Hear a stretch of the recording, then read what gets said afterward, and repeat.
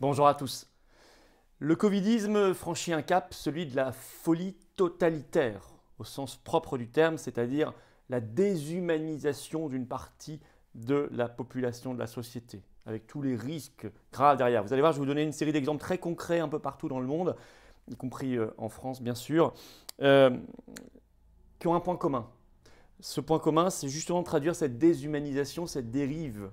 On est dans une dérive autoritaire, tyrannique, liberticide depuis plus de 18 mois maintenant, mais là, c'est autre chose.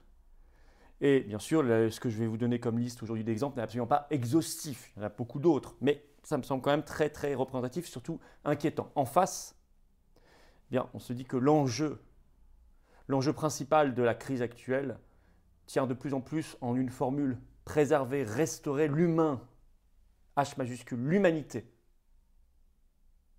C'est un très très bel enjeu qui peut se faire notamment dans le cadre de la patrie, de la nation.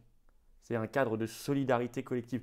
Justement, au moment où cette dérive, cette folie totalitaire grimpe d'un côté, de l'autre côté, les solidarités augmentent. Et c'est une course qui s'engage, notamment avec l'enjeu du rapport de force à faire basculer, de la jeunesse à rallier. C'est donc plus que jamais un combat noble, juste, grand, beau que nous devons mener et que nous menons. Je vous attends d'ailleurs à ce sujet, évidemment. Ça va être le plus grand rassemblement et cortège du monde, je le pense, vu les remontées de terrain qu'on a, spécialement contre la dictature, pour la liberté, pour l'humanité, l'humain, la France. Ce samedi 27 novembre, rendez-vous 14h, place du Trocadéro à Paris, quel que soit le temps. On est en novembre, il faut venir, faire venir des gens qui ne sont jamais venus, des nouveaux résistants, des nouveaux profils, des gens qui décrochent du narratif officiel avec nos milliers de drapeaux français. À la fin, d'ailleurs, après les interventions, je ferai par ailleurs, pour ceux qui le souhaitent, une dédicace à y vendre sur place de mon nouveau livre, Face à l'oligarchie, sans sortir. Parce qu'il faut être, sans être naïf, positif, se battre, combattre. Parce qu'on gagnera. La pétition nationale pour la levée du secret défense sur la gestion Covid, justement, se trouve toujours sous la vidéo en lien en description. Si vous ne l'avez pas encore signée, il faut le faire dès maintenant. Il faut la relayer, la partager sur vos réseaux sociaux. Abonnez-vous également à cette chaîne YouTube. Allons vers les 300 000 abonnés. Hop, vous cliquez, vous êtes abonné. C'est mieux de regarder les vidéos en étant abonné. Et profitez-en en même temps. Venez, je vous attends. Je vous attends dans cette dynamique justement d'humanité, d'humain, de France, de belles valeurs, de nobles combats. C'est la carte orange d'adhérents aux Patriotes. On est des dizaines et des dizaines de milliers d'adhérents à jour. C'est extraordinaire. Il ne faut pas rester dans votre coin, il faut venir rejoindre cet élan populaire magnifique. Le lien pour adhérer ou reprendre votre adhésion annuelle aux Patriotes se trouve sous la vidéo en description. Il se trouve également en commentaire épinglé et en fin de vidéo en cliquant là ou là directement sur l'écran. Vous choisirez. Mais pensez-y. Également sous la vidéo en description, également un lien pour faire un don de soutien aux Patriotes et donc à la résistance tout entière, parce que nous n'avons pas un centime, pas une aide des banques ni de l'État, vous le savez bien. On n'a que les adhérents, les réadhérents et les donateurs. Donc bravo à ceux qui font un don de soutien au mouvement nous permettant de faire tout ça, sinon on ne pourrait pas. C'est tellement cher, coûteux, sans aucun cadeau de personne. On a besoin de vous. Bravo aussi à ceux qui reprennent leur adhésion annuelle et à ceux qui nous rejoignent dès maintenant. Je dis un grand bienvenue, adhésion, réadhésion, don, c'est défiscalisé aux 2/3 pour vous. Alors, je ne vais pas être exhaustif, mais l'enjeu, je l'ai dit, à travers quelques exemples, je vais vous montrer, il y a une dérive de déshumanisation totalitaire. L'enjeu tient de plus en plus en cette phrase: restaurer, préserver l'humain, l'humanité, l'homme. Plus que jamais, cette formule, je ne suis pas un rhinocéros, le rhinocéros étant la formule de l'être déshumanisé dans les régimes totalitaires décrit par Eugène Ionesco dans sa pièce du même nom. J'ai fait une vidéo pour l'expliquer il y a quelques semaines, vous pourrez vous y rapporter. Plus que jamais, il y a des rhinocéros. Plus que jamais en face, il faut qu'il y ait des humains, des Français libres. En particulier chez nous, bien sûr.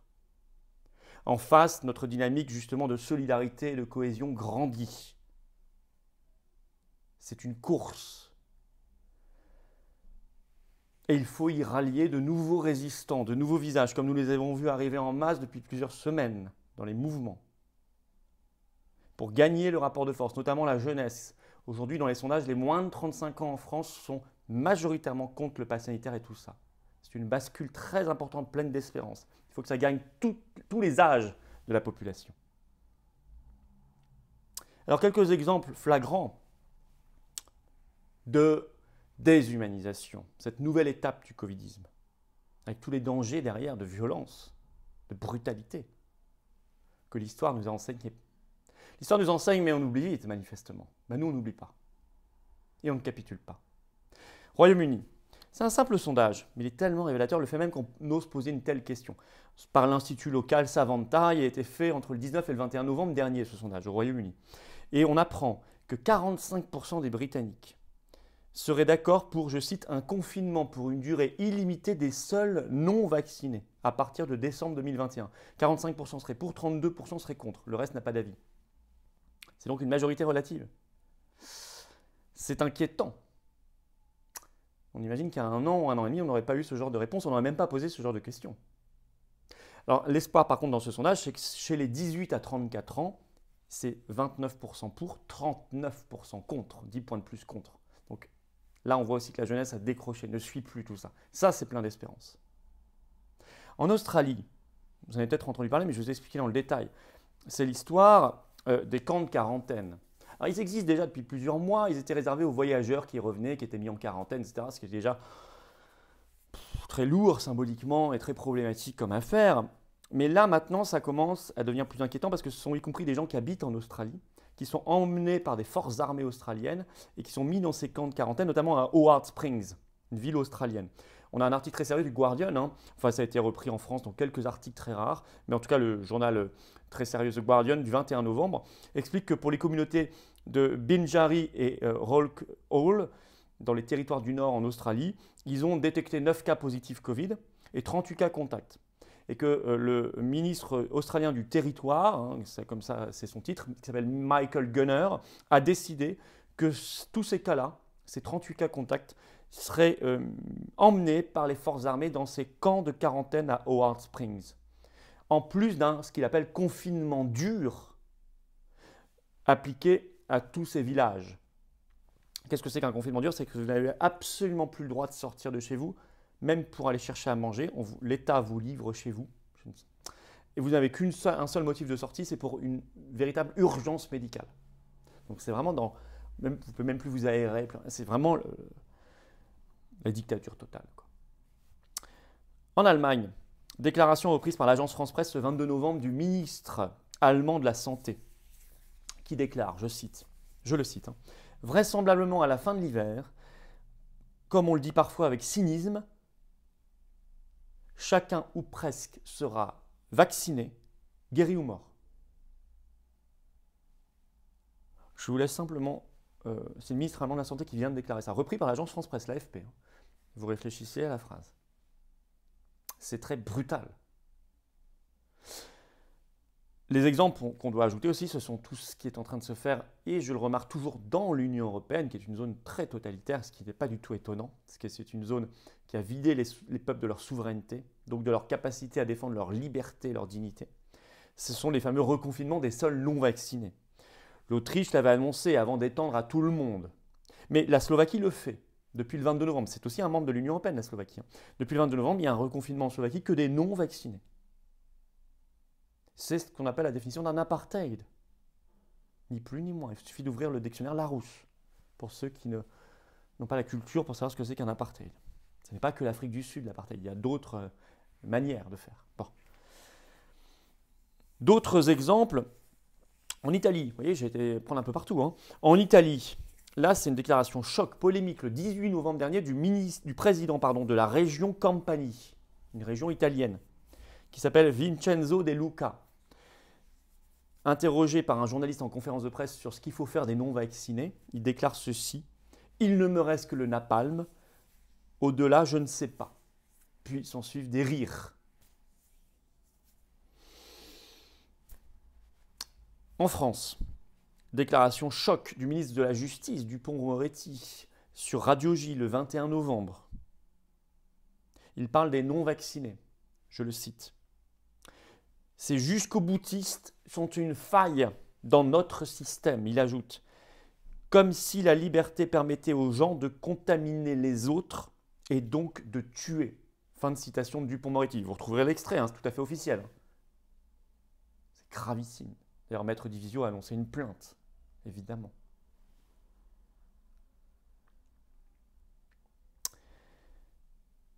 Et puis, je prends un exemple personnel. L'échange que j'ai mis la vidéo il y a quelques jours, dans un récent débat sur CNews, c'était ce 22 novembre, face à une déléguée dans le 18e et membre du Conseil national macroniste de Territoire et Progrès, qui est un micro-parti macroniste, qui s'appelle Béatrice Faye, qui a eu des propos d'une brutalité inouïe, si vous y réfléchissez bien, d'une déshumanisation totale. Je la cite, j'ai réécouté la vidéo, ce qu'elle m'a dit.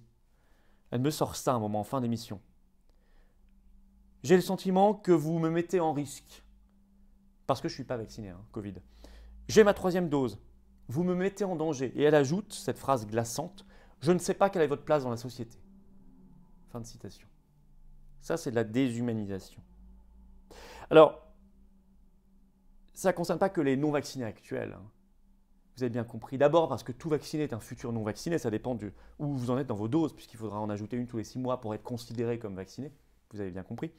Donc, en fait, ça concerne potentiellement tout le monde.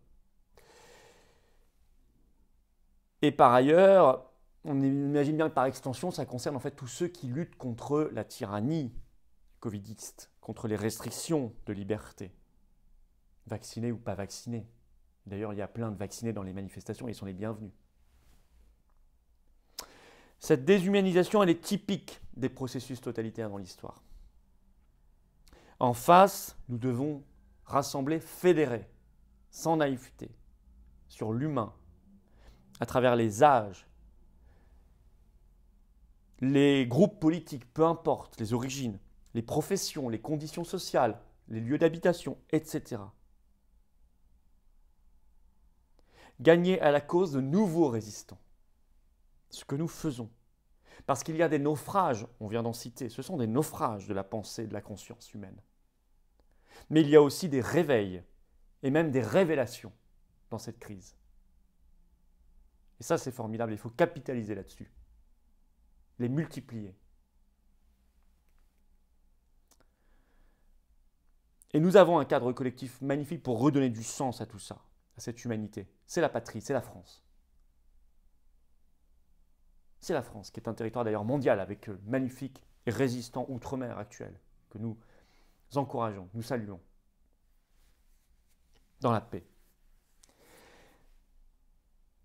Donc plus que jamais pour ce cortège national du samedi 27 novembre, rendez-vous 14h, place du Trocadéro à Paris, j'en appelle à toutes les forces résistantes, y compris toutes les forces politiques que j'entends ici et là, qu'elles soient candidates à la présidentielle ou pas. Venez. Votre devoir, si vraiment vous êtes en lutte, c'est d'être là, avec le peuple, avec les gens. On sera des dizaines et dizaines de milliers. Vous devez être là. Partout en France d'ailleurs, vous allez sur les-patriotes.fr en première page, nos référents départementaux, patriotes, bénévoles et militants font un travail avec leurs équipes remarquable. Vous allez voir, il y a des rassemblements un peu partout et sinon vous allez près de chez vous. J'en appelle vraiment plus que jamais à toutes ces forces à être là. Allez les chercher vous aussi par votre puissance sur les réseaux sociaux. Abonnez-vous à cette chaîne YouTube dès maintenant. Plus vous serez abonné, plus les algorithmes de YouTube feront qu'il y aura de la visibilité pour ce travail. Ces vidéos, on en a besoin. Dans le combat, dans la résistance, on en a besoin. Profitez-en en même temps vous venez. En même temps vous venez dans cette dynamique orange de libération nationale. Le lien pour adhérer ou réadhérer aux Patriotes se trouve en lien sous la vidéo en description. Il se trouve également en commentaire épinglé. Il se trouve également là ou là en cliquant où il se trouvera dans quelques secondes sur l'écran. Vous choisissez. Dans tous les cas, vous êtes les bienvenus. On se bat ensemble. Il n'est pas question de rester isolés les uns les autres. On se bat ensemble et nous, on est largement le plus grand cadre de France pour le faire. Et on prend nos responsabilités depuis des mois et des mois, vous le savez. Je vous attends donc dès maintenant. Le lien pour faire un don de soutien aux Patriotes est également sous la vidéo en description. Et c'est gigantesque, très important pour nous, puisqu'on n'a pas un centime de l'État ni des banques. Bravo à ceux qui font un don de soutien aux Patriotes pour faire tout ce qu'on fait, donc à la résistance tout entière. Bravo aussi à ceux qui reprennent leur adhésion annuelle. Bienvenue à tous les nouveaux Patriotes dans le combat. Et vive la France!